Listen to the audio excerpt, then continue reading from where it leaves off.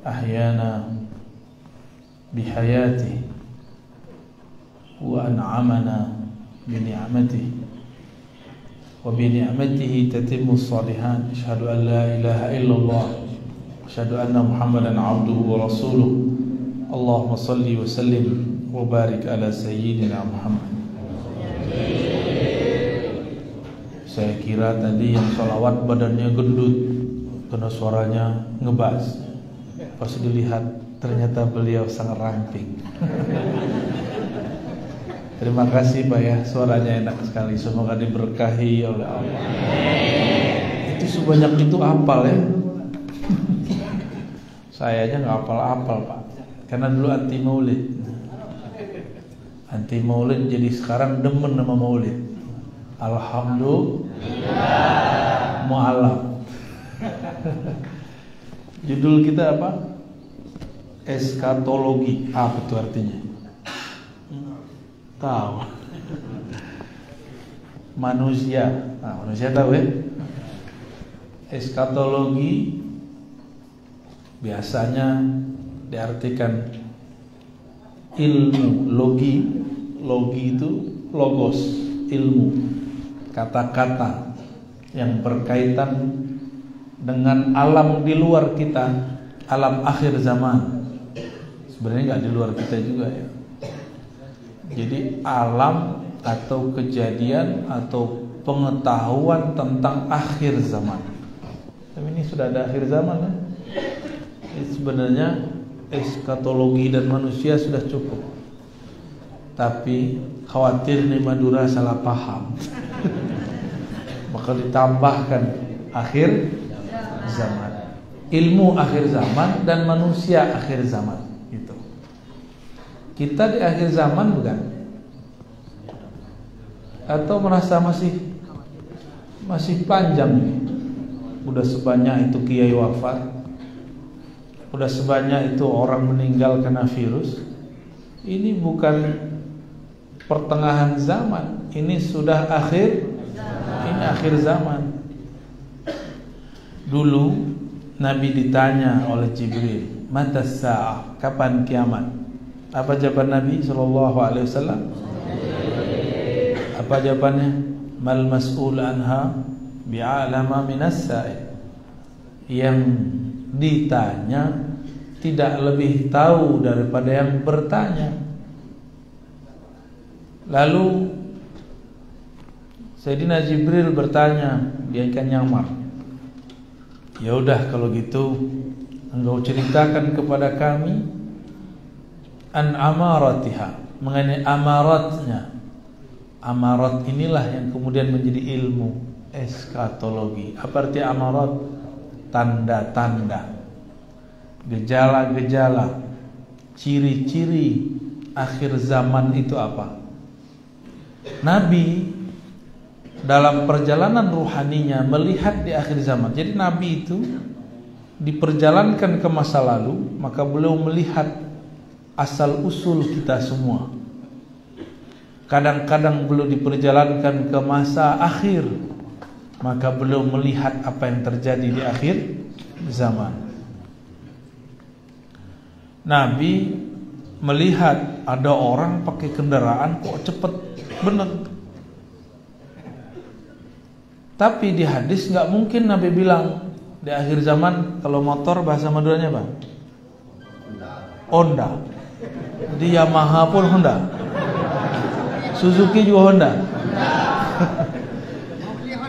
Nah, mau beli Honda. Oh gitu. Kalau mobil, Masya Allah.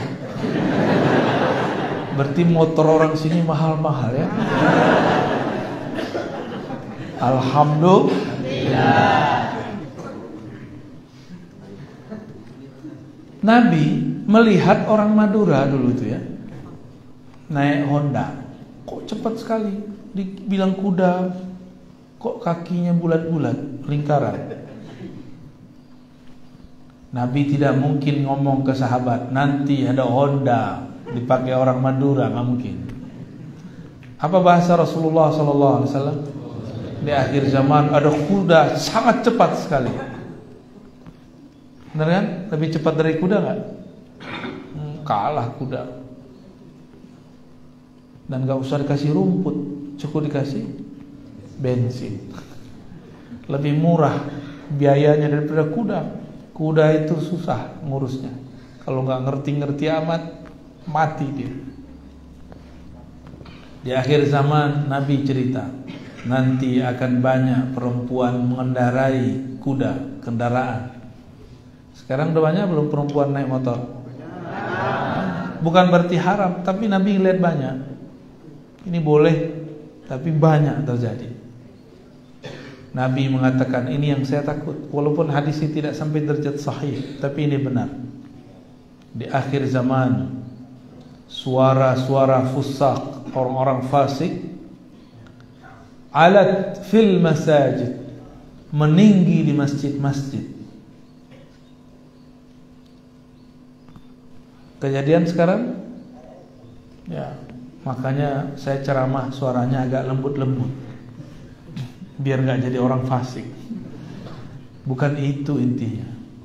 Fasik di situ al-khuruj min ta'ah. Orang yang sebenarnya bukan orang taat, tapi suaranya lebih kencang daripada orang-orang yang soleh. Dan itu banyak hari ini. Jadi Nabi melihat akhir zaman, lalu beliau bahasakan dengan bahasa abad pertama Hijriah. Sekarang kita sudah masuk ke 1443, berarti abad 15. Udah tua ini, ya. Umat Nasrani udah berapa ribu tahun ini? Sayyidina Isa lahir tahun pertama Masehi. Sekarang udah 2000 berapa? 2022 ya? Saya rasa kok 2021. Udah 2021. Yahudi sebelumnya lagi. Ini menunjukkan bahwa setiap umat mempunyai masa dan kadar masing-masing. Dan hampir setiap umat itu jaraknya cuma 1500 sampai 2000. Umat kita belum tahu karena hadisnya dhaif. Umur umatku 1500 tahun, tapi hadisnya dhaif.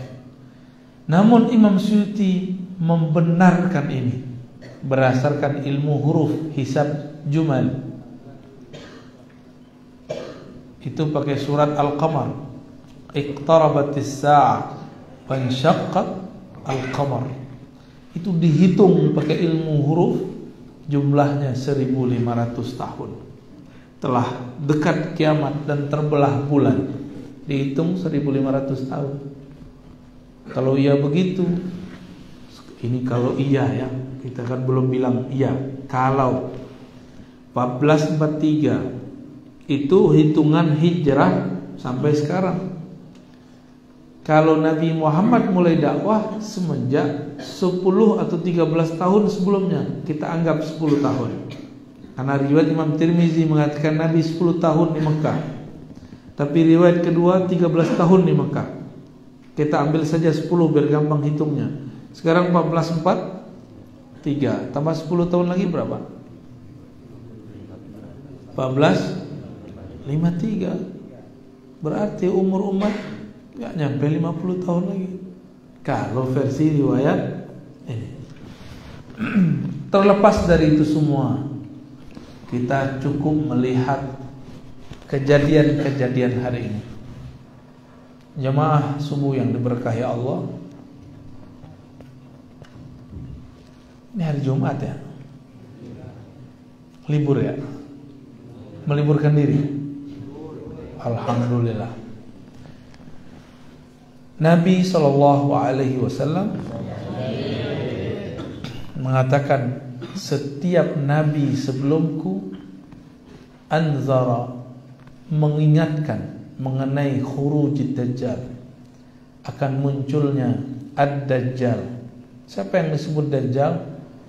Dajjal ini bahasa Arab mubalaghah, menunjukkan banyak. Apanya yang banyak? Dajjalunnya. Dajjalun bukan daglun ya. Dajjalun artinya kizbun, bohongnya. Dajjal maha pembohong, maha konspirator yang jago buat konspirasi. Itu Dajjal. Dajjal ini ternyata dulu adalah seorang Samiri. Samiri punya nama kecil Musa. Apa nama kecilnya? Musa ini punya ayah namanya Sam'un. Sam'un ini punya istri, belum hamil-hamil. Udah datang ke tabib, ke wali segala macam, belum juga hamil. Terakhir dia datang ke seorang yang dianggap tabib, tapi ternyata adalah iblis yang menyamar. Hati-hati. Kadang-kadang ada iblis menyamar atau minjem dukun. Ketika menyamar, Sam'un dan istrinya mengatakan, "Wahai tuan tabib, mohon bimbing kami, ajarkan kami, obati kami. Istriku mandul, aku pengen punya anak." Kata iblis yang nyaman jadi dukun, "Baik, kamu dijamin punya anak, tapi syaratnya satu. Lakukan hubungan suami istri di kuil berhala setan." Akhirnya mereka yang penting punya anak, mau gimana aja terserah. Maka datanglah dua orang ini, sepasang ini ke kuil yang banyak berhalanya. Mereka lakukan hubungan di situ. Tidak ada doa, langsung tancap gas. Ternyata setiap hubungan tanpa doa, langsung iblis ikut serta menikmati. Yang capek kita. Terjadilah kemudian hubungan spesial. Tumpahlah an-nutfah dari si Sam'un kepada istrinya. Tapi itu bukan nutfah dia, itu nutfahnya iblis. Walhasil si istri hamil. Lahirlah pendek kata anak namanya Musa. Musa itu nama belakangan, tadinya gak ada namanya. Tiba-tiba kampung Samara banjir. Ayahnya tidak tahu hanyut kemana. Ibunya juga hilang. Tiba-tiba Allah kirim Sayyidina Jibril. "Hai Jibril, itu ada anak kecil, kamu selamatkan. Anak kecilnya aneh, kamu selamatkan." Itu anak kecil matanya belean. Tahu belean? Apa kata orang Madura? Bileun. Bileun. Sahih gak? Bileun. Biar nanti kalau ditanya, "Kamu bisa bahasa Madura?" Bisa. Bileun. Langsung digampar sama ngomong. Dan ini anak sepertinya aneh, kakinya tidak berkembang. Maka diambil oleh Sayyidina Jibril, diajarkan zikir dan dizikirkan supaya sembuh. Seharusnya ini anak tidak selamat, tapi diselamatkan. Berarti Allah juga yang ingin menyelamatkan tuh. Seharusnya kakinya tidak bisa berdiri, tapi dizikirkan Sayyidina Jibril sembuh. Tapi sembuhnya setelah 10 tahun.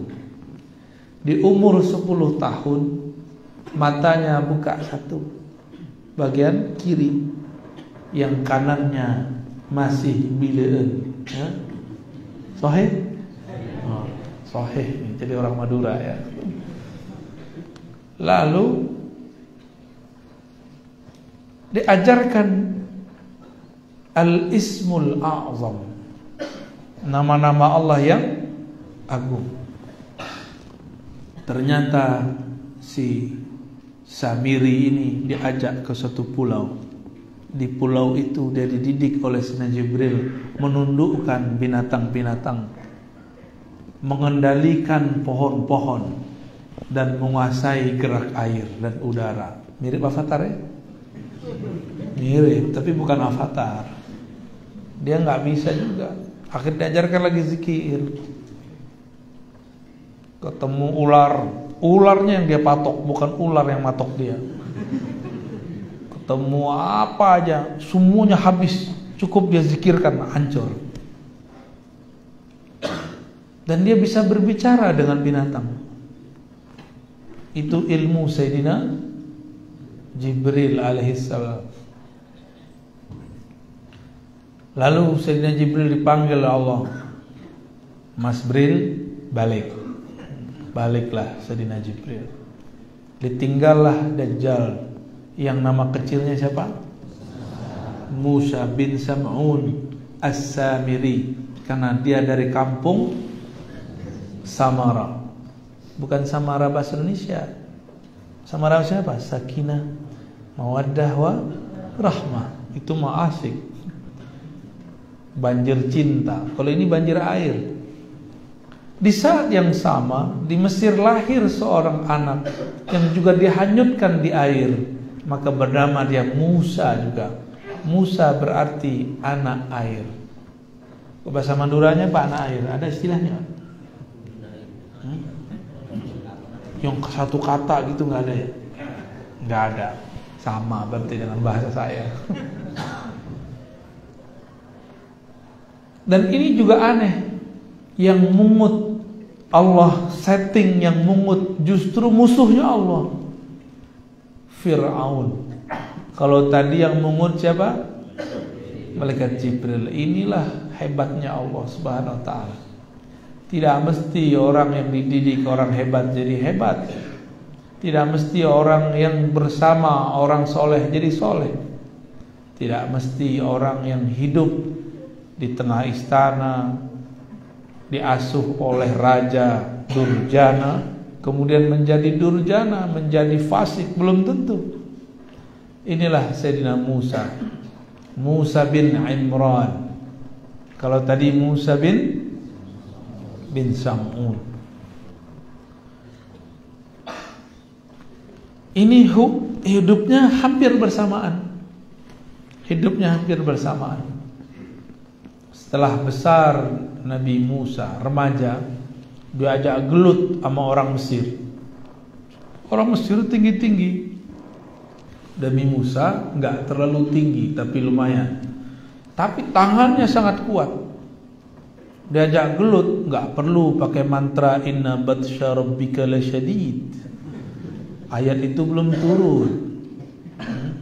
Tapi Nabi Musa, itu ayat sudah ada di badannya. Setelah menangkis ini dan itu dari musuhnya, dia pukul langsung kena ulu hati musuhnya, mati. Akhirnya Nabi Musa dikejar-kejar orang kampung Mesir. Larilah Nabi Musa. Dan larinya ini kemudian jadi pelajaran besar ketika ketemu Nabi Khidir nanti. Berarti ini orang juga sangat kuat. Ada yang bisa begitu Pak, satu kali tonjok mati. Wah, jangan-jangan Nabi Musa hidup lagi ya. Musa palsu, Musa al-Manduri. Setelah itu Samiri dari pulau itu dia membajak kapal. Dari kapal terus dia bisa ke daratan. Di daratan dia bergabung dengan umat Nabi Musa. Menjadi pikut Nabi Musa. Sama-sama Musa, tapi beda binnya. Ini bin Sam'un, ini bin Imran. Sebenarnya Samiri itu bukan bin Sam'un. Kalau Musa bin Sam'un, tapi Samiri bin Azazil. Jadi binnya ke siapa? Maka setiap orang itu punya dua nasab. Ada nasab jasad, ada nasab ruh. Ruh yang ada pada Samiri itu anaknya iblis. Iblis itu namanya Azazil. Paham di situ? Ya. Dan itulah anak pertama dan terakhir dari Azazil yang bertubuh fisik manusia tapi berbatinkan pangeran iblis. Ini bukan dongeng loh Pak ya, cuma ceritanya saya buat seperti dongeng supaya gampang masuknya. Kalau saya sebutkan ayat kan pusing tak? Bil Arabiyah, pakai bahasa Arab biar kelihatan soleh. Sama aja toh. Samiri bergabung ke umat Nabi Musa. Nabi Musa anggaplah sudah dewasa, sudah menjadi nabi dan rasul, dan sudah berdoa, ya Allah angkatlah saudaraku Harun, lisannya lebih fasih. Tiba-tiba Nabiullah Musa dipanggil oleh Allah, hendaklah engkau pergi ke Goa Tur Sina. Diajak sama Allah ngobrol, bukan ngopi Pak, ngobrol. Jadi Allah itu asik, nggak seperti yang kita bayangkan. Allah itu tegang gitu ya, Allah itu menakutkan, Allahu Akbar. Nggak begitu. Allah itu santuy. Bismillahirrahmanirrahim, dengan nama Allah yang maha santuy. Jadi Rahman Rahim itu saking santainya Allah menyebut dirinya Rahman, menyebut dirinya Rahim. Giliran kiai kok galak-galak amat, Allah aja nggak galak kok. Galak itu hanya pada saat tertentu. Jadi ustadz, jadi kepala rumah tangga kok galak-galak amat. Jangan terlalu galak, jangan terlalu keras. Allah itu menyebut dirinya Rahman Rahim lebih sering daripada Qahar Jabbar. Ikutlah Samiri di kelompok umat Nabi Musa. Nabi Musa dipanggil. Berapa hari dipanggil? Awalnya salasina yauma, salasina laila, 30 malam. Tapi Nabi Musa dilarang gosok gigi. Hari ke-30 dia sadar, asik 30 hari gak makan, gak minum, gak tidur, hanya berbicara dengan Allah Subhanahu wa ta'ala. Nabi Musa kemudian sadar, loh kok mulutnya bau jigong. Tahu bau jigong? Ini mulutnya pada harum apa bau? Harum. Tapi kalau deketin pingsan kita ya. Sayyidina Musa sadar, bau juga nih. Setelah itu beliau ambil akar yang kita sebut sekarang akar siwak, akar pohon arak namanya. Maka beliau bersiwak. Turunlah Sayyidina Jibril menegur, hei Musa, siapa yang nyuruh kamu bersiwak? Allah nyuruh kamu berbicara dengannya. Ya sudah kalau gitu, sempurnakan jadi 40 hari. Begitu disebutkan dalam riwayat yang dinukil oleh Imam As-Surwardi dalam Awariful Ma'arif. Setelah 40 hari Sayyidina Musa pulang ke kampungnya Bani Israel. Dia lihat kok orang gak ada yang sholat. Semuanya pada datang ke suatu tempat di lapangan. Di lapangan itu ternyata ada replika sapi, anak sapi, al-ijil. Dan orang-orang sujud kepada ijil, karena ijilnya kelihatan bisa ngomong. Ternyata ada Musa kedua di sana yang namanya Samiri. Si Samiri dia bisa ilmu zikir dan dia menggunakan zikirnya untuk memindahkan suara dari kolbunya ke sapi kecil, patung sapi. Akhirnya orang-orang melihat bahwa sapi kecil itu bicara. Maka mereka menyembah sujud kepada sapi kecil. Terlihat oleh Nabi Musa, langsung Nabi Harun dicari, saudaranya. Nabi Harun ini jenggotnya, gak ada orang Madura panjang jenggot seperti itu ya. Jenggotnya semuanya jenggot pandemi. Udah minimalis semua udah. Jenggotnya kena vaksin Pak. Jenggot Nabi Harun sampai ke dadanya. bahkan sampai ke pusarnya dalam riwayat, oleh Nabi Musa, langsung ditarik jiwanya. Kau ini gak bertanggung jawab, gak becus. Ditinggal cuma 40 hari. Lihat no umat, sudah menyembah berhala namanya sapi kecil. Apa kata Nabi Harun? Ya bena ummi, wahai anak emakku. Wah, itu panggilan sangat mujarab tuh, nyebut emak. Langsung Nabi Musa lepaskan. Nabi Harun kemudian mengatakan, aku tidak sanggup untuk membimbing mereka karena ada orang bernama Samiri. Padahal Samiri kalau ngomong gak jelas, matanya belean satu, orangnya gak tinggi, pendek tapi kekar, sakti. Sedangkan Sayyidina Harun badannya luar biasa, gagahnya orang ini, berkarisma karena jenggotnya panjang. Beliau tidak sanggup membimbing umat walaupun pintar berpidato. Jadi Nabi Harun ini kalau pidato lebih cakep dari Nabi Musa. Tapi ternyata pidato tidak cukup untuk merubah umat. Setelah itu Nabi Musa datang ke umatnya. Umatnya kemudian pada sadar semua, oh iya ya, kenapa kami menyembah anak sapi kecil?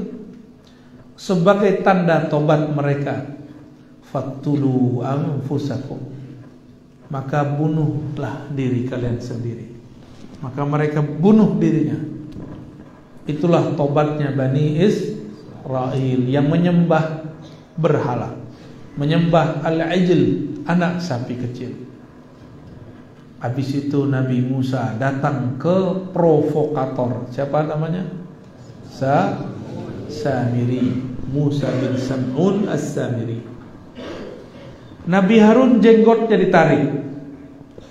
Yang syirik mereka disuruh bunuh diri.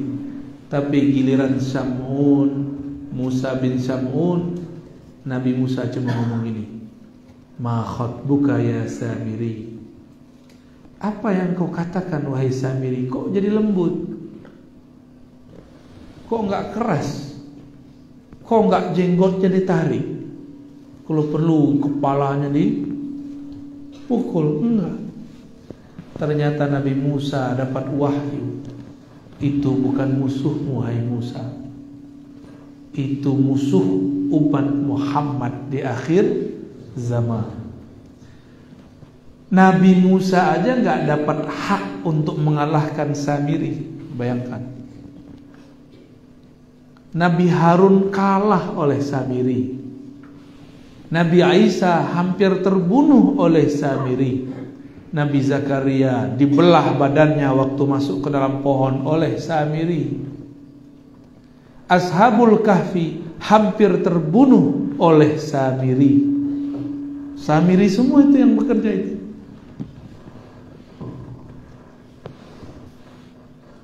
Wah, kenapa dia itu? Ada kecoa kali ya? Serius amat Pak. Ya, lagi membayangkan Samiri ya. Ada yang tidur gak? Terkecaplok sama Samiri itu. Bangun, ini cerita penting, ini cerita sahih. Ini kisah sahih. Nabi Isa itu dikhabarkan, hei Isa, di tanganmulah nanti Samiri terbunuh.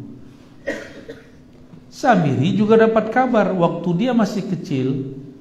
Nabi Musa juga masih kecil. Jibril datang ke Samiri. Itu Jibril bawa dan ngasih kabar, hei Samiri, nasibmu nanti berakhir di tangan Isa. Maka si Samiri ini dia pergi setelah dibentak Nabi, bukan dibentak, disapa Nabi Musa. Dia kemudian pergi, tak tahu dia melalang buana kemana. Dia sedang mempersiapkan diri untuk membunuh sosok namanya Isa. Maka dia pelajari siapa saja yang membersamai Nabi Isa. Dapatlah kabar bahwa ada paman dari Maryam namanya Zakaria. Nanti itu udah meninggal Nabi Musa ya, udah masanya udah panjang. Orang inilah yang akan menjaga Sayyidatuna Maryam yang akan melahirkan Sayyidina Isa. Diburulah orang ini tapi bisa selamat. Akhirnya Sayyidina Zakaria dapat menjaga Sayyidatuna Maryam. Sayyidatuna Maryam pun kemudian disebutkan rahasianya, kenapa dialah yang dapat izin membunuh Dajjal. Coba lihat tadi, ayahnya Samiri, Sam'un, bersekutu dengan iblis Azazil, sehingga lahirlah anak. Sebenarnya itu anak Azazil, anak iblis, tapi numpang lewat perut istrinya Sam'un. Dan gak mungkin lawannya kecuali yang setara. Maka Allah utuslah Jibril, bukan untuk menggoda Maryam, tapi untuk meniupkan kun dalam perut Maryam. Apa kata Maryam? Bagaimana mungkin aku hamil? Tidak ada laki-laki satupun yang menyentuhku. Bahkan beliau mengatakan, A'udzu birrahman, aku berlindung kepada Allah yang Rahman, in kunta taqiyya, wahai orang yang jika kamu benar-benar bertakwa. Ini orang mesti nyamar jadi cowok. Jadi cowok paling keren di dunia. Tapi Sayyidatuna Maryam enggak berpaling. Dia tetap dalam zikirnya. Ketika dikabarkan, inilah kehendak Allah kepadamu wahai Maryam, barulah kemudian dia terima. Maka di dalam perut Sayyidatuna Maryam muncullah janin Nabi Isa. Ada ayahnya? Gak ada. Maka wajar kalau ada kelompok yang mengatakan Isa ibnullah, karena gak ada bapaknya. Wajar, karena mereka mikirin kalau punya anak mesti ada bapaknya. Mereka lupa Nabi Adam gak punya ayah, gak punya ibu. Jadi itu, ya gak? Sayyidatuna Hawa punya ibu gak? Bapak doang. Mau Pak begitu? Tiba-tiba kita punya anak, gimana? Emaknya gak ada, dapat beban doang. Sedangkan Sayyidatuna Maryam ada ibunya Maryam, tapi tidak ada ayahnya. Lahirlah Sayyidina Isa. Hanya sosok begini yang bisa mengalahkan siapa? Tapi dengan perintah imam di kalangan umat akhir zaman. Nah, ini canggihnya di situ. Nabi Muhammad SAW diberikan kabar bahwa di saat sosok yang bernama Yesus atau Isa disalib, itu bukanlah Nabi Isa. Wa ma salabuhu, tidaklah mereka menyalibnya. Wa ma qataluhu, tidaklah mereka membunuhnya. Tetapi subbiha, tetapi diserupakan dengannya. Allah angkat beliau, rafi'uka ilayya, aku angkat engkau, mutawafika, aku sempurnakan urusanmu. Di saat itu umur Nabi Isa 32,5 tahun, mau masuk 33 tahun. Itu seumuran siapa Pak? Ali berapa umurnya? 34. Ya, masih lebih tua antum. Nanti berapa jom? Mu'alam. Masih muda dia ini ya. 33 atau 32. Ketika Samiri nyamar jadi murid Nabi Isa, namanya Yudas Iskariot. Siapa nama muridnya? Yudas Iskariot ini nyamar jadi orang soleh, dan dia bisa merubah matanya menjadi mata yang agak sedikit tidak belean. Walhasil murid-murid Nabi Isa tidak satupun sadar kalau ini adalah Samiri. Berhasillah buat konspirasi. Ternyata ketika mereka makar, Allah lebih bagus makarnya. Dia makar ingin membunuh Nabi Isa ketika tidak ada orang. Ternyata apa yang terjadi? Allah serupakan Nabi Isa dengan seseorang. Orang itu yang ditangkap. Berarti gagal Samiri. Samiri dapat kabar yang bunuh dia Nabi Isa. Dia pengen merubah takdirnya. Aku akan rubah takdirku. Akulah yang membunuh Isa. Gaya amat mau lawan takdir ya. Jadi yang suka-suka ngelawan takdir itu temannya Samiri. Yang gak terima musim pandemi itu kawannya Samiri. Yang gak terima kalau Indonesia kalah 4-0 itu belum teman Samiri. Cuma salah agak ke kiri-kirian. Jangan serius amat Pak ya. Sedih juga ya 4-0 ya. Baik. Lalu Samiri ini berkembang terus. Ketemu Ashabul Kahfi, dia mau hancurkan Ashabul Kahfi, tapi Allah selamatkan Ashabul Kahfi. Maka selamatlah Ashabul Kahfi masuk satu goa di Yordan. Alhamdulillah kami sudah pernah ke sana. Tapi sekarang Allah tutup tempatnya. Itu mereka tidur 309 tahun. Itu tidur apa itu? Ada nggak tidur 309 tahun? Itu tidur yang bukan tidur. Tubuhnya yang tidur, ruhnya nggak tidur. Ruhnya bersama Allah Subhanahu wa Ta'ala. Kan semua orang yang tidur ruhnya diambil, dipegang, lalu dibalikkan. Tapi dikembalikannya bukan tidur malam, bangun pagi. Kapan dikembalikan? Setelah 309 tahun. Lalu dikeluarkan sebentar, dimasukkan lagi. Pertanyaannya, ada nggak hadis yang menyebutkan Ashabul Kahfi mati? Nggak ada.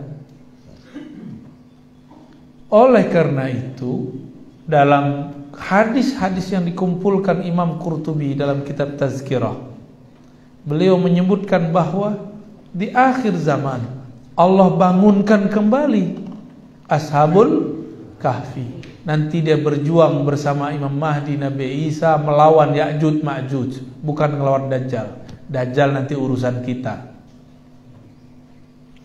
Ternyata Ashabul Kahfi ini pengikut Nabi Isa. Hidupnya antara Nabi Isa diangkat dengan Nabi Isa, Nabi Muhammad diutus.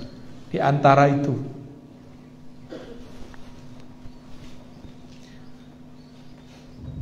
Jadi serius begini ya. Emang ceritanya serius ya? Asik. Emang dari dulu kita suka diceritain ya. Kita lanjut ceritanya. Kata orang sebelah, Ar-Razi sedang mendongeng. Dongeng yang soheh gak apa-apa ya. Lahirlah Sayyidina Muhammad SAW. Jangankan iblis di bumi, bahkan pintu langit pun ditutup dari mereka. Dulu planet-planet itu adalah tempat nongkrongnya iblis dan jin. Itu jin nongkrong di sono. Canggih ya tempat nongkrongnya. Cafe Pluto, kan seru tuh. Resto Venus, kayaknya seru ya. Dan yang bisa terbang ke sana itu adalah keturunan-keturunan Azazil atau Banul Jan yang dulu punya zikir-zikir hebat. Di masanya, maka sayapnya tumbuh banyak. Dan dia bisa terbang kemana-mana. Cepatnya bukan main.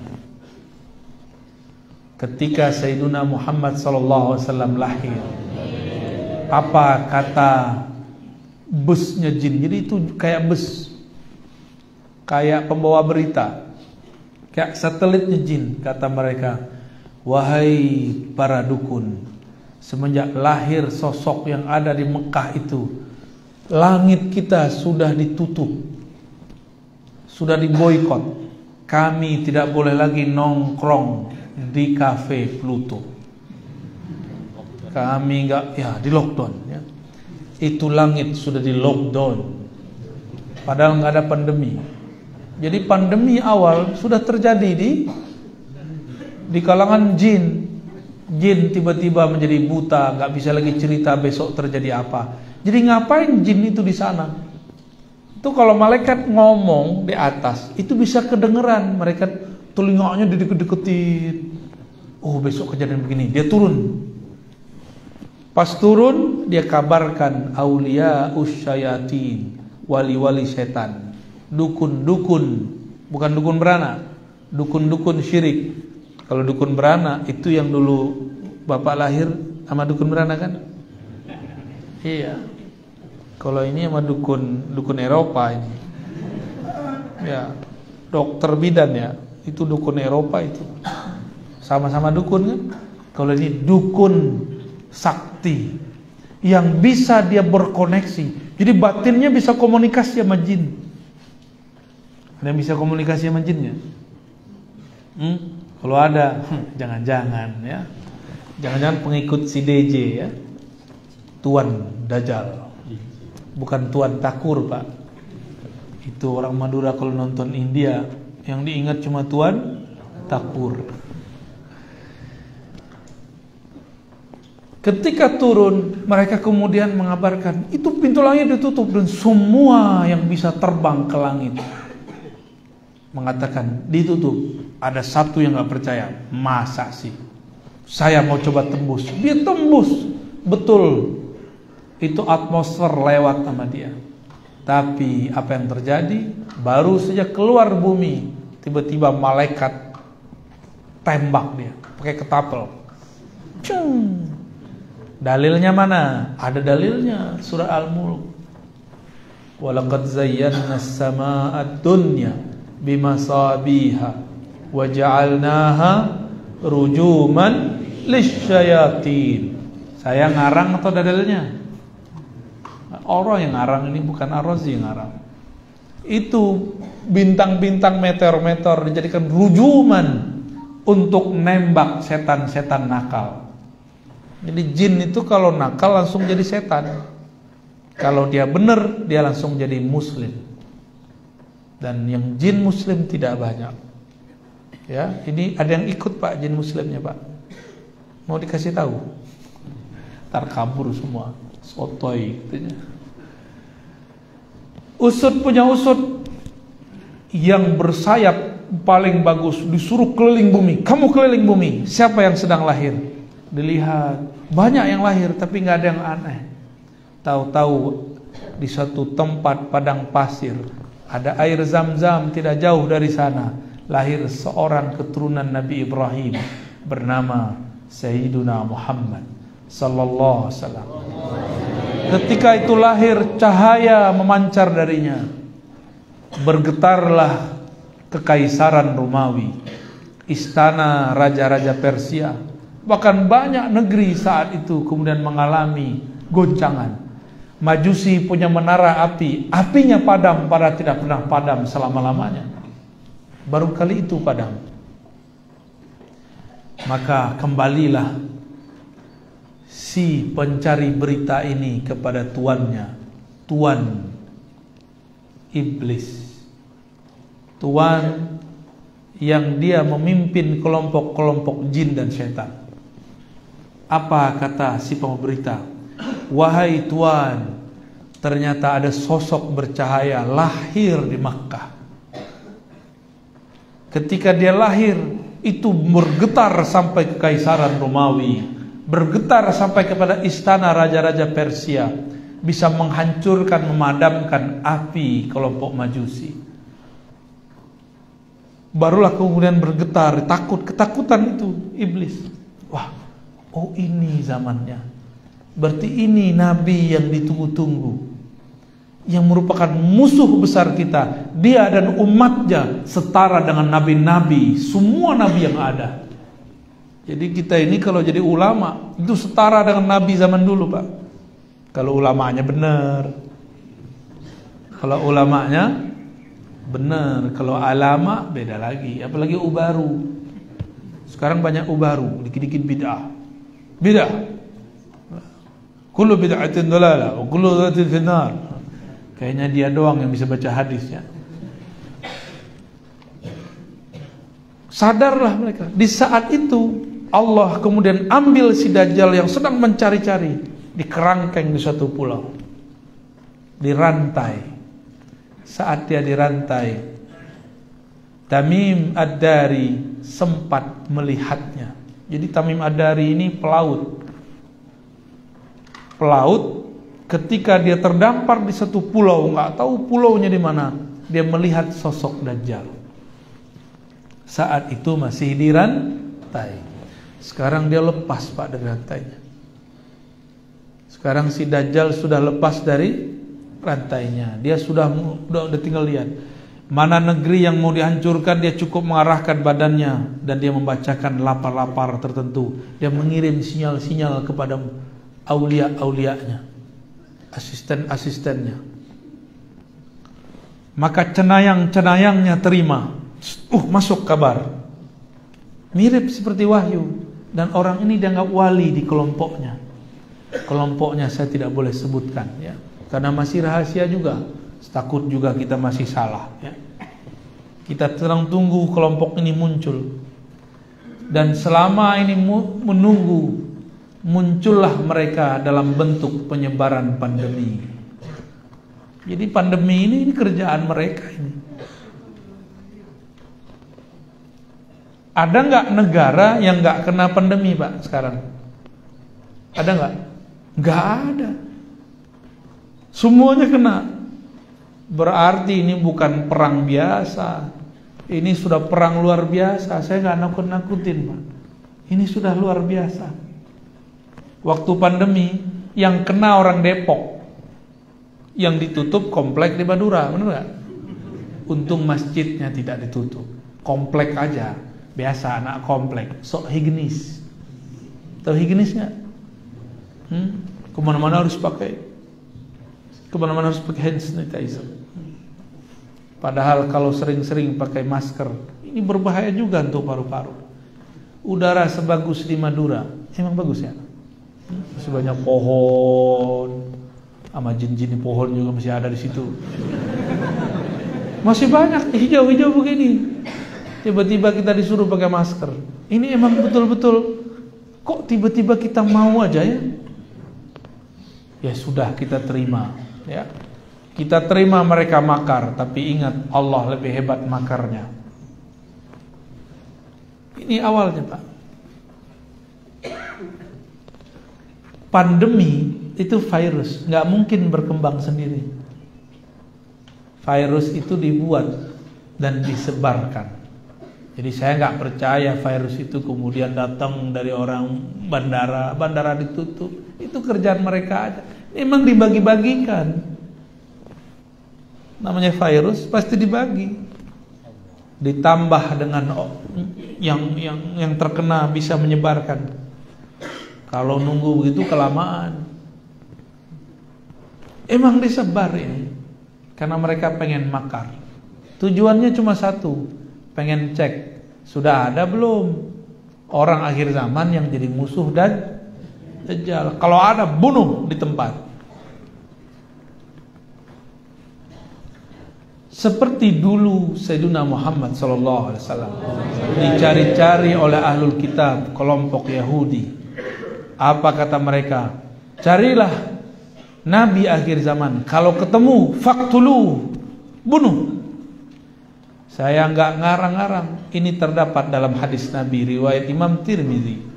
Hadisnya sahih. Sayyidina Muhammad kecil, masih remaja, diajak berdagang oleh pamannya Abu Talib ke negeri Syam. Sampai di satu negeri, Sayyidina Muhammad SAW karena masih dianggap remaja, tidak ajak bertemu seseorang. Ternyata ada orang yang mengajak ketemu Abu Talib dan kafilahnya dari Mekah. Abu Talib dipanggil oleh seorang pendeta yang sangat tawadhu, namanya Bukhairah. Siapa namanya? Bukhairah. Buhairah ini mengatakan, wahai Abu Talib, apakah sudah semua anggotamu ikut masuk ke dalam tempat kami? Kata Abu Talib, sudah. Tapi Buhairah bilang, pasti ada 1-2 orang yang belum. Lalu Abu Talib bilang, oh iya, ada anak saya, masih remaja, anak bawang. Ternyata yang dianggap anak bawang itu sang penyelamat. Buhairah mengatakan, bawa aku kepadanya. Akhirnya Abu Talib membawa sosok Buhairah kepada Nabi Muhammad muda. Terjadilah dialog ini tidak disebutkan dalam hadis, tapi disimpan dalam kolbu ahli ma'rifat. Mereka berdialog. Selesai dialog, maka kemudian Buhairah ngomong kepada Abu Talib. Apa kata beliau? Hai Abu Talib, hazal ghulam nabiyyun. Anak ini bukan anak sembarangan, ini nabi. Abu Talib merinding dengar, nabi? Apa itu nabi? Bengong dia. Ini Sayyidul Anbiya wal Mursalin. Ini penghulu para nabi sebelumnya, para rasul sebelumnya, yang kamu bawa ini. Tolong bawa pulang. Segera pulangkan dia. Karena kalau Yahudi ketemu, qataluhu, pasti mereka membunuhnya. Karena ini sosok yang mereka mau bunuh dari dulu. Akhirnya Abu Talib kaget dan dia mengirim 1 orang menemani Sayyidina Muhammad remaja untuk pulang. Lalu Nabi Muhammad jadi pengembala lagi. Kemudian beliau mengurusi Ka'bah lagi. Macam-macam pekerjaan Nabi Muhammad di Makkah. Sangat sibuk. Karena anak dan cucu dari yang mengurusi Makkah. Jadi kalau ketemu sosok ini pasti dibunuh. Nabi SAW mengatakan, nanti di akhir zaman akan ada keturunanku min ahli baiti, min waladi Fatimah, dari keturunan Sayyidah Fatimah. Ismuhu yuwati usmi, isimnya sesuai dengan isimku. Isim artinya tanda, tandanya sama dengan tandaku. Isim berarti ilmu, ilmunya tinggi seperti tingginya ilmuku. Itu yang disebut ismuhu yuwati usmi.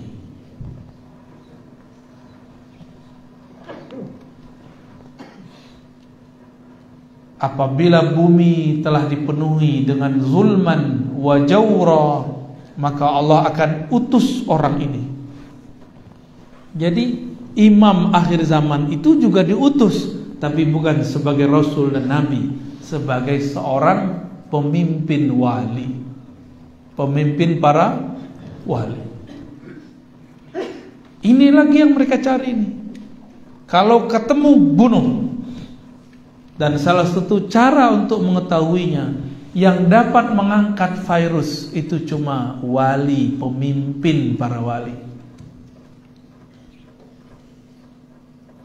Hanya pemimpin para wali. Doa mereka zahirnya nanti ada menteri yang bekerja, ada zahirnya ada ini yang bekerja, tapi hakikatnya doa mereka.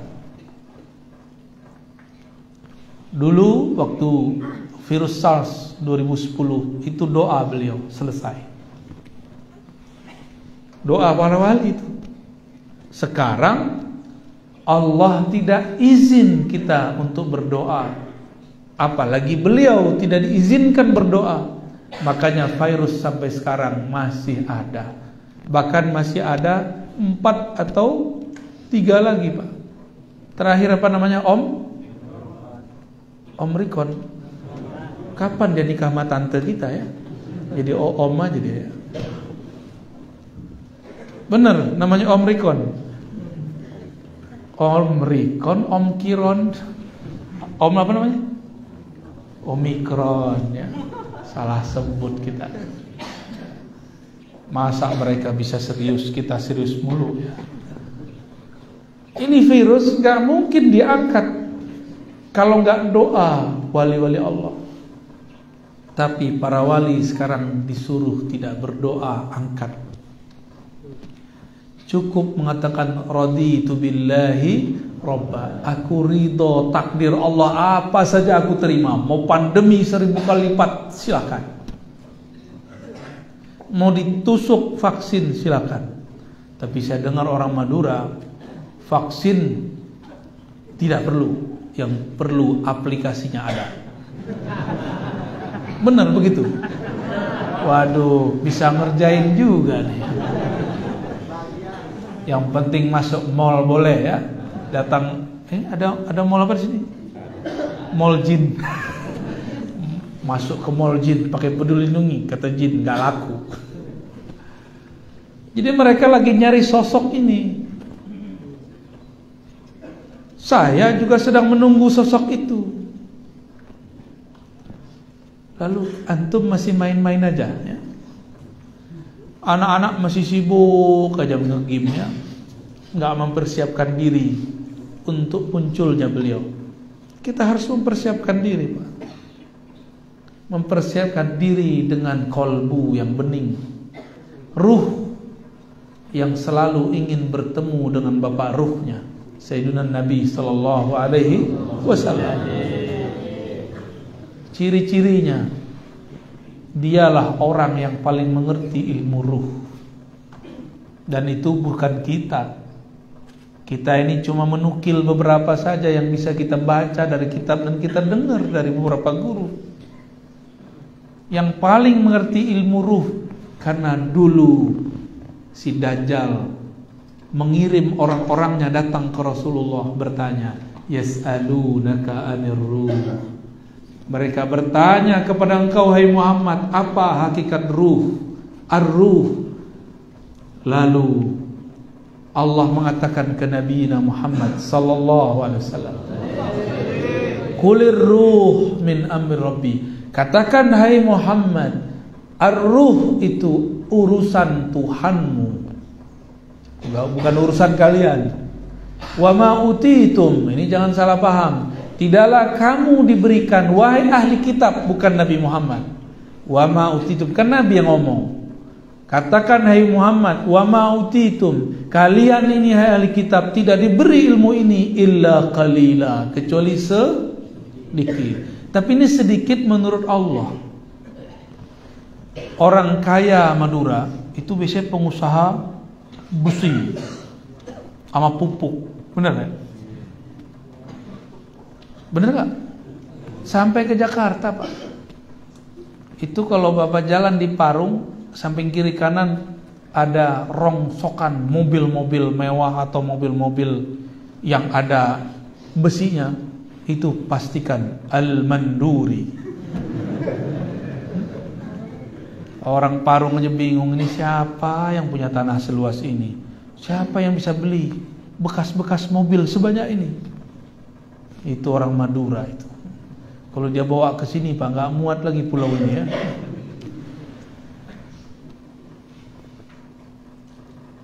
Baik. Apa kata Nabi? Wa ma utitum minal ilmi illa qalila. Kamu tidak beri ilmu tentang ruh kecuali sedikit. Sedikitnya orang kaya 1 M. Sedikitnya orang lebih kaya lagi mungkin 1 triliun. Orang paling kaya di dunia 10 triliun itu batuk, Pak.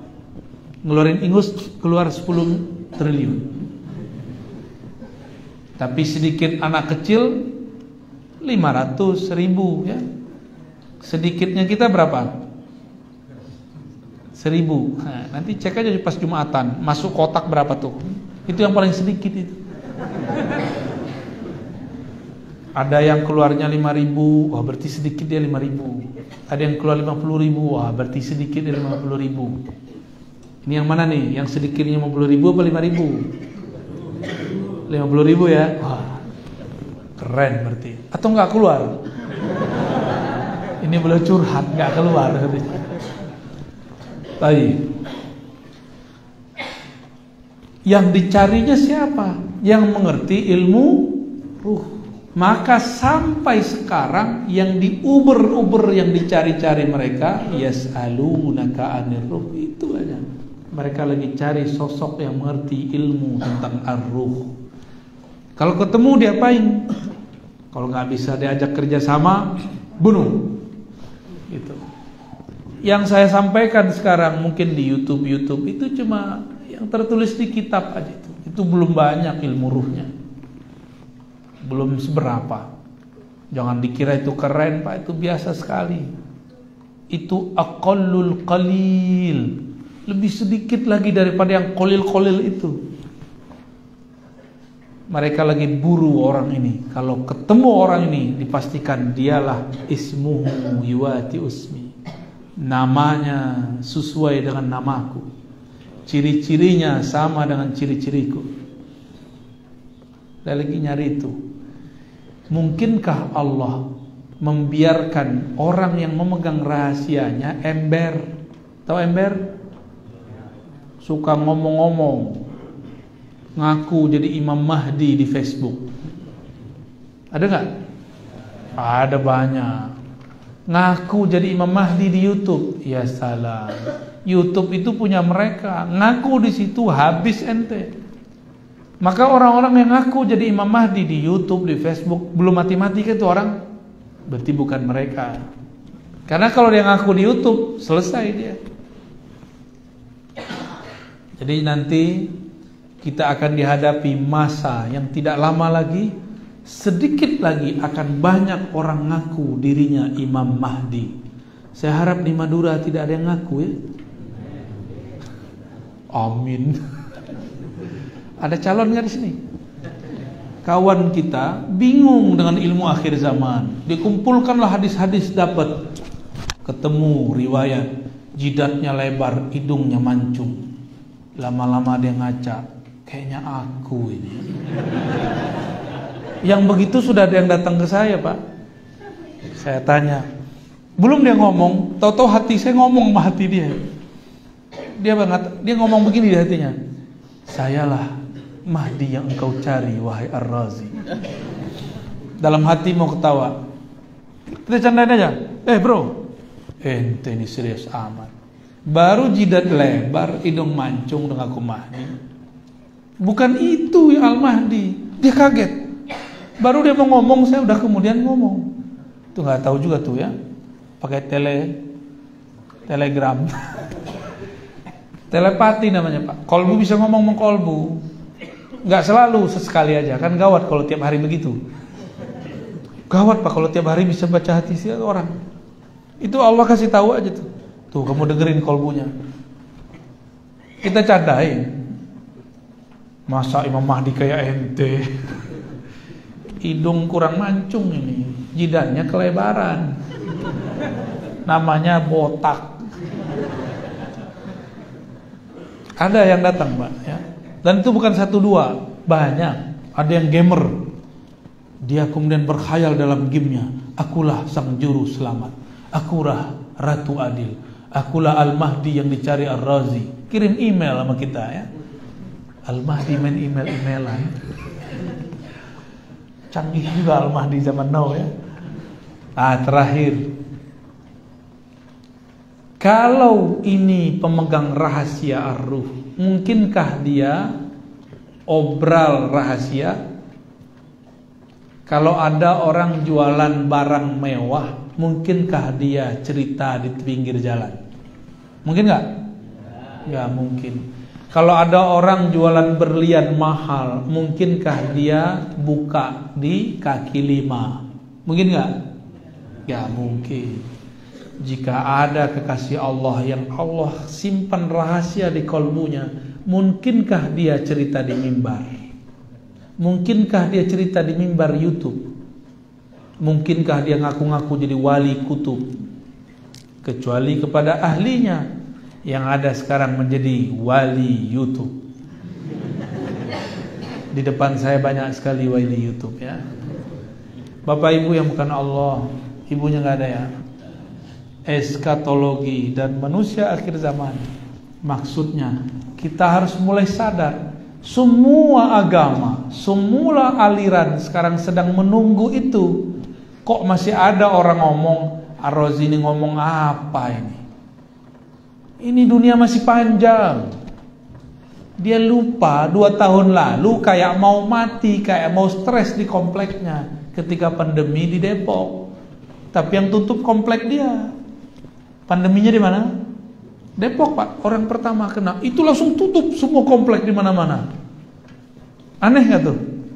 Berarti betul pandeminya ada, cuma beritanya lebih besar dari kenyataannya. Tapi kemarin kejadiannya lebih besar dari beritanya. Setiap hari ada sekian orang mati, tapi beritanya dikurang-kurangi. Itulah kerjaan mereka ya.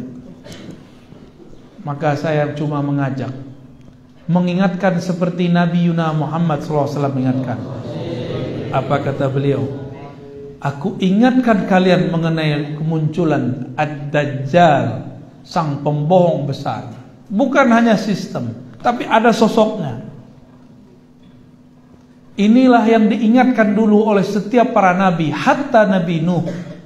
Tapi semua nabi tidak satu pun yang menghadapi Dajjal kecuali Nabi Musa. Itu pun tidak berlawanan. Yang dapat tugas umat akhir zaman. Berarti tugas kita berat apa ringan? Berat. Maka nanti orang yang tidak kenal ma'rifatullah, pasti dia melenceng kepada Dajjal. Dikira Dajjal lah Al-Mahdi. Nauzubillah min. Oleh karena itu berdoalah setiap akhir salat. Allahumma inni a'udzubika min fitnatid Dajjal. Ya Allah, jaga kami dari kekacauan yang disebabkan Dajjal. Baik kekacauan sebelum dia keluar atau setelah 40 hari dia keluar. Nanti ada masa dia keluar 40 hari. Sama seperti zaman Nabi Musa. 40 hari. Tapi rasanya 40 tahun. Gimana kira-kira? Rasanya 40 tahun. Kuat gak hidup zaman begitu? Kalau gak minta mati duluan aja ya. Jadi jangan protes kalau kena pandemi ntar. Emang dia minta meninggal ya. Tapi tenang. Itu kan makarnya iblis. Kalau Allah makar, kira-kira lebih menang yang mana? Wa makaru wa makarallah.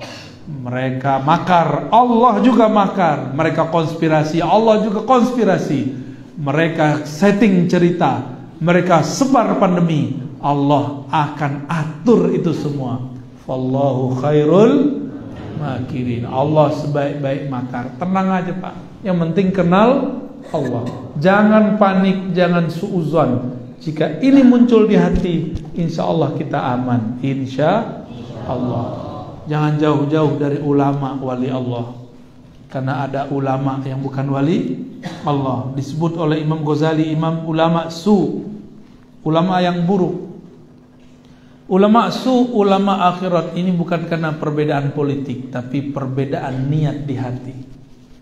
Hati dia kemana? Ya, saya berdoa semoga saya dan kita semua selamat di akhir zaman. Amin ya rabbal alamin. Al-Fatihah. Ya.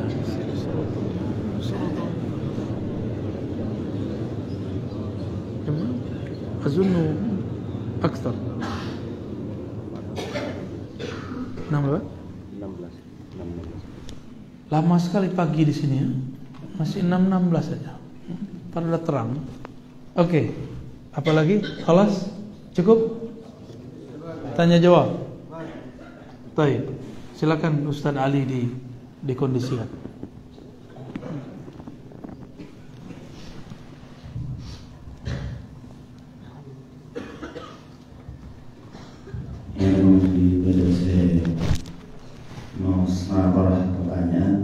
Batasi perloaan lagi yang dari kanto, dan kanto ada ibadah. Terjemahannya apa itu? Dipersilakan di ibadahnya. Satu, silakan di tengah dari sisi sebelah kanan sana. Depan satu lagi. Saya tengah. Badawi pun yang mereka ada dipersilakan di depan.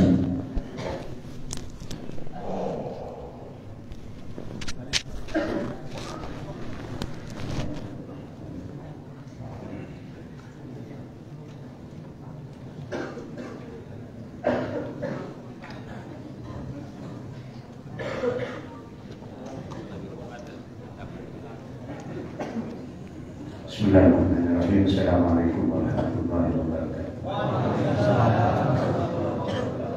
Saya Abdul Wahid Hasan. Pendek pertanyaan saya pertama, bagaimana kita bisa bertemu dengan orang-orang yang ditinggalkan oleh Buya tadi, orang-orang yang mengerti arwah. Terus yang kedua,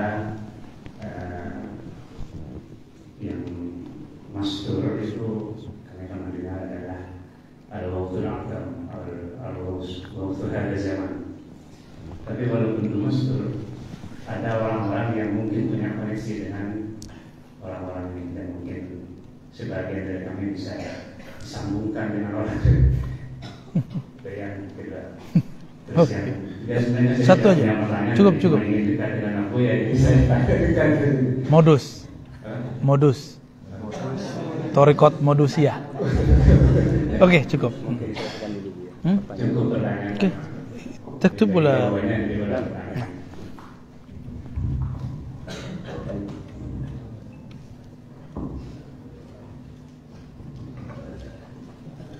Assalamualaikum warahmatullahi wabarakatuh. Assalamualaikum. Ustaz tadi sudah menjelaskan banyak orang mengaku-ngaku saya Imam Mahdi. Yang saya mau tahu, yang ciri khasnya nanti untuk kita bisa membedakan mana itu yang Imam Mahdi yang asli, itu dari mana dan dari apa, gitu Ustaz. Assalamualaikum warahmatullahi wabarakatuh. Dipersilakan.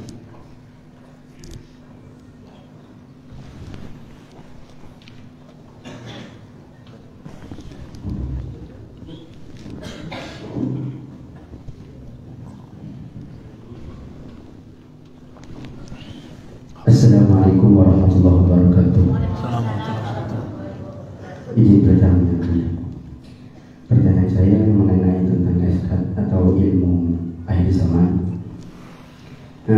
Quran surah ke-31 ayat 34 Allah berfirman, Innallaha indahu ilmus sa'ah, hanya Allah yang mengetahui tentang hari kiamat.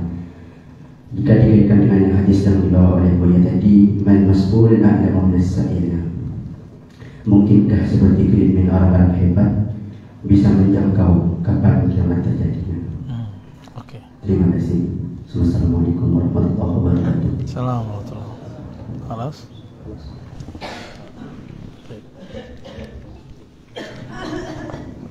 Al-awwal tentang orang yang bagaimana caranya bertemu dengan orang yang mengerti ilmu.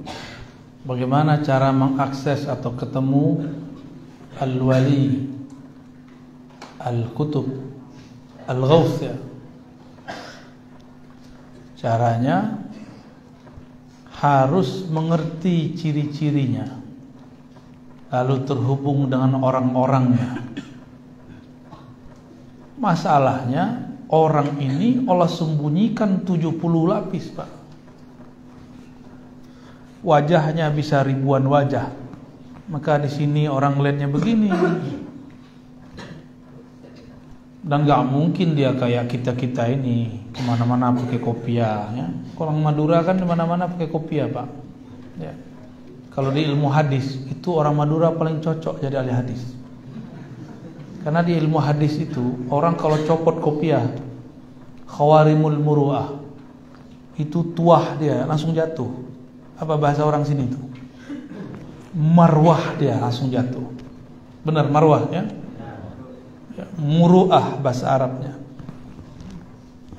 Saya lihat di pasar aja pakai kopiah. Para sholat juga belum tahu ya? Sholat subuh, kita lagi sholat subuh, dia lagi pakai kopiah semua. Emang udah jadi tradisi. Luar biasa. Kita nggak boleh suzon, siapa tahu udah ada sholat duluan. Cuma kan lintasan hati ini kan bisa nakal. Orang sholat kok dia malah ke pasar. Padahal dia sholat di pasarnya, kan bisa jadi. Bisa jadi. Biasa, suuzon ini kan dari setan. Kita sama setan ya tipis-tipis lah. Bisa ke setan, bisa ke malaikat. Dua-duanya dekat ke sini. Malaikat dan setan itu sama-sama tidak masuk ke kolbu, tapi sama-sama dapat izin membisikkan sesuatu ke dalam kolbu. Malaikat aja nggak tahu Pak wali al-ghaus itu siapa, kecuali Sayyidina Jibril, Sayyidina Mikail, Nabi Khidir, nggak ada yang tahu. Jadi malaikat aja nggak ngerti kalau ini adalah wali al-ghaus, karena penampilannya nggak kayak orang Madura, kayak kopiah, nggak pakai serban. Kalau ada orang, Bapak nih ngelihat ada kiai ikut main kartu gimana? Percaya nggak dia kiai? Sulit kita percaya. Bisa jadi Allah kemudian sembunyikan dia dengan laku-laku begitu, lakon namanya. Bisa jadi. Makanan ini banyak, yang begini tuh banyak. Jadi nggak boleh juga langsung oh kayaknya ini nih jidatnya udah lebar nih, hidungnya mancung. Tunggu, jidat lebar, hidung mancung itu kelihatan nanti semua setelah diislah. Ada kata kunci daripada al-wali al-ghaus ini, yang nanti lewat beliau kita tahu al-Mahdi, bahwa al-Mahdi itu diislah dalam semalam. Apa arti islah? Diperbaiki Allah zahirnya supaya sesuai dengan batinnya dalam semalam. Berarti sebelum itu al-Mahdi zahirnya berantakan,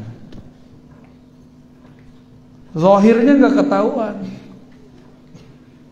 Tapi yang pasti al-Mahdi itu min waladi Fatimah, keturunan Sayyidah Fatimah. Jadi kalau ada zuriat Nabi tidak dipercaya oleh sekelompok orang, kelompok ini adalah alat-alatnya Dajjal, walaupun jenggotnya sama dengan Habib Umar. Paham? Ada nggak kelompok yang nggak percaya habaib sekarang? Banyak. Itu kelompok antek-anteknya Dajjal. Ada nggak? Saya banyak ketemu. Kita ini cinta ke semua habaib, meskipun mereka beda politik. Yang penting dia Habib, ana uhibbuka. Masalah kita ikut pemikirannya itu lain cerita. Habib kalau nggak ngaji ya jahil juga. Habib kalau nggak sholat ya fasik juga.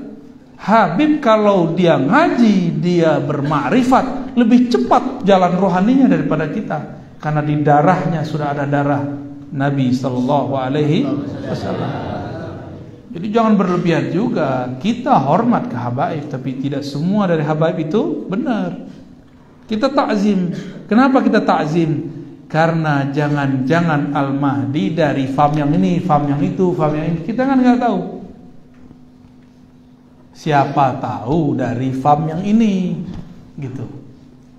Ini rahasianya kenapa harus hormat kepada ahlul bait, ya. Ustaz, kok ada Habib begini? Ya balik lagi, kenapa ada Habib begitu? Apa hak kita melarang Habib A harus begini, Habib B harus begitu? Kan gak ada. Berani nentang Habib Lutfi? Berani nentang Habib Rizik? Ini dua orang udah beda loh, sama-sama Habib. Bener gak? Bingung gak tuh? Pasti bingung. Ada Habib Jindan, beda lagi. Ya, ada siapa? Habib Bahar, beda lagi. Ada Habib Al-Manduri, beda-beda tuh Habib, ya. Ada Habib yang alim, baca kitabnya bagus. Tapi kalau di Pulau Jawa, saya nggak tahu di Madura, karena ini baru hari ketiga saya di Madura, jadi belum ngobrol-ngobrol banyak. Di Jawa ada beberapa fam habaib yang disembunyikan oleh kiai-kiai. Dia nggak mau dikenal sebagai habib, karena kalau sudah dari habib, berat. Tapi terlihat nanti nikahnya pasti lingkaran mereka.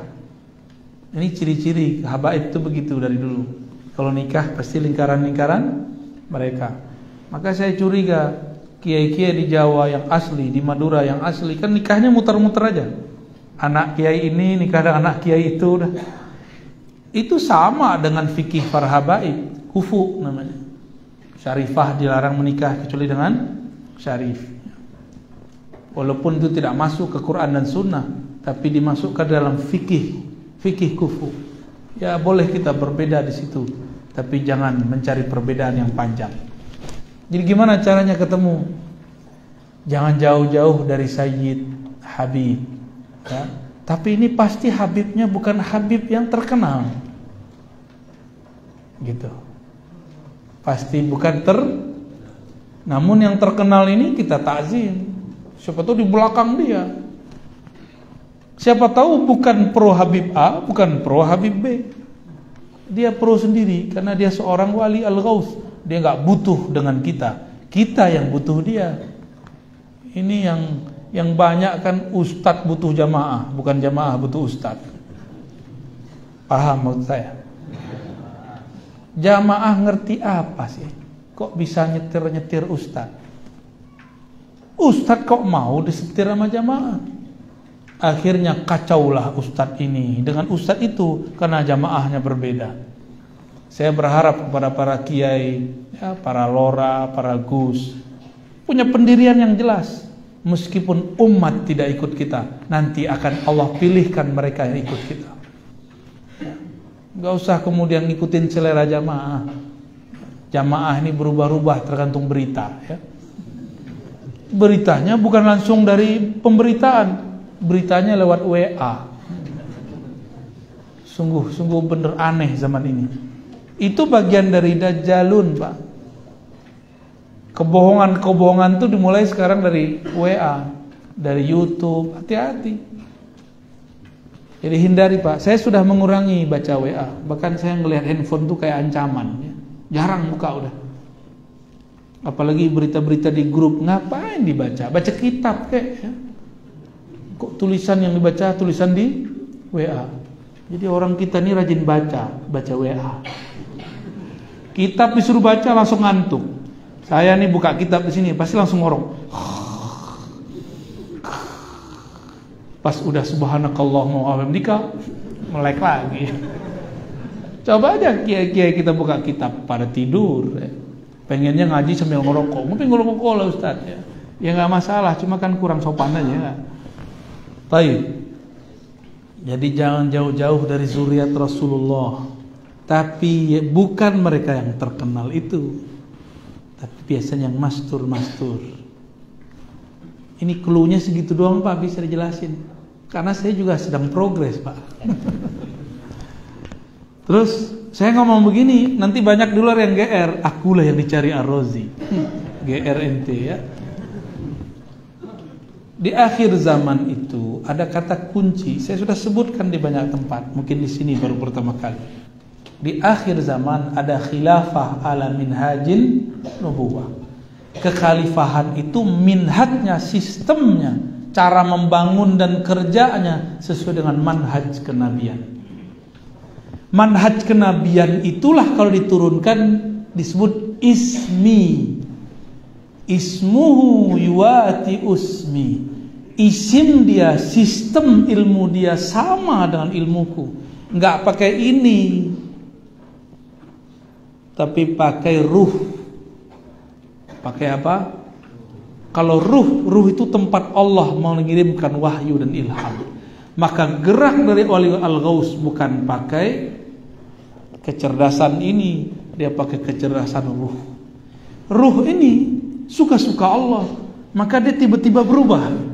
Tiba-tiba begini, tiba-tiba begitu. Beda dengan otak kita. Kita pengennya rapi, 1, 2, 3, 4, 5. Kalau ruh kan enggak, dari 1 bisa loncat ke 7, 7 bisa mundur lagi ke 3. Suka-suka ahlur ruh. Karena ahlur ruh ini mereka unlimited. Hampir ketahuan mereka mundur lagi, jadi 0 lagi, enggak ketahuan. Ntar mulai lagi nanjak. Begitulah terus. Jadi kita nih mikir, kayaknya udah muncul nih. Kita dekatin, hilang. Kayak gitu modelnya. Ya. Jadi penciriannya apa? Minhajnya minhaj nubuwah. Nubuwah itu artinya al-ilmu billah, ilmu mengenal Allah dan adanya di ruh. Udah dapat 2 itu, Pak. Ahlul bait, ilmu ruh. Berarti kalau dia politisi nggak masuk. Dia ngartis nggak masuk. Dia ustadz terkenal belum masuk. Habib terkenal bukan mereka. Tanya aja mereka. Bapak kalau nggak percaya tanya sama Habib terkenal, pasti dia bilang saya lah bukan Mahdi. Saya cuma orang Imam Mahdi. Ada haknya dikit ya. Khalas, ada lagi? Satu ciri-ciri Mahdi yang palsu dan asli, terus Allah berbicara tentang kiamat. Tapi bagaimana mungkin ada orang yang tahu tentang kiamat? Oke. Ciri-ciri Mahdi palsu. Mereka melakukan cocok logi. Satu. Yang kedua, stres. Orang stres banyak ngaku Imam Mahdi, Pak. Jadi kejadian pandemi ini banyak bikin orang stres.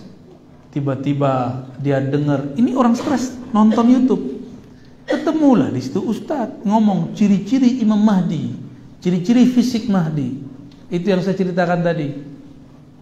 Ciri-ciri fisik Mahdi, jidat lebar, hidung mancung.